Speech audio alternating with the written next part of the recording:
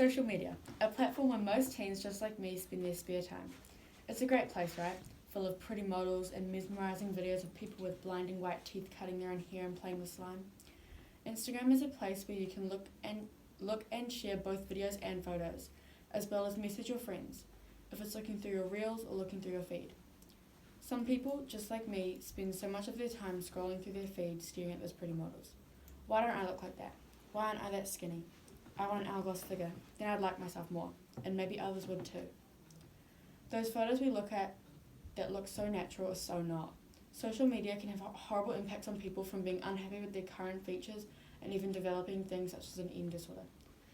So many young teens struggle with the sight of these perfect Instagram models with their perfect bodies and set unrealistic standards for themselves. The people who participate in social media have stage lives. They have stage personalities and bodies. What we see is not what they are living. Perfect is what we call them. Perfect is how we describe them. They are the typical standard. Editing apps such as Photogenic, BodyTune, and Body Editor are all editing apps to change how your body looks. They are free, and only a few from the very many there are to choose from. Kim Kardashian. I'm sure you've all heard of her. 254 million followers. That's 254 million people she is positively affecting. As we know, she has many surgeries to change her appearance, but many people still look up to her and her figure. She is well known for her looks, her hourglass body, and her perfect features. Daily she posts. She posts in tight dress or shorts with a short top with some tight pants.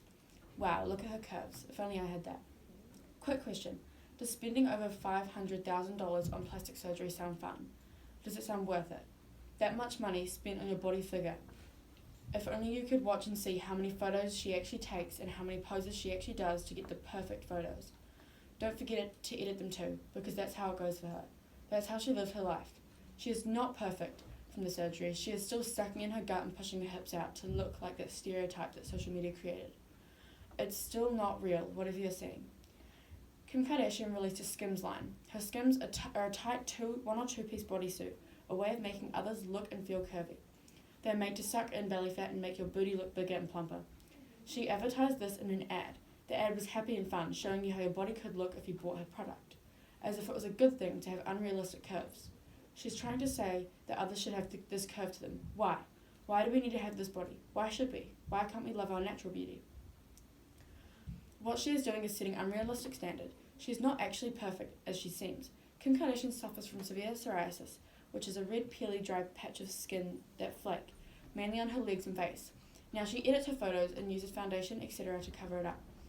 Psoriasis doesn't make you any less beautiful. She is human too, but chooses to hide what society would call imperfections. Now I'm not saying I don't stand Kim K, but I'm just saying some standards get sugar-coated to look like a good thing when it's truthfully damaging. Why do we need these? Why are we encouraging such high standards for female features? And it's not only the females that are affected by this. Males are using social media too.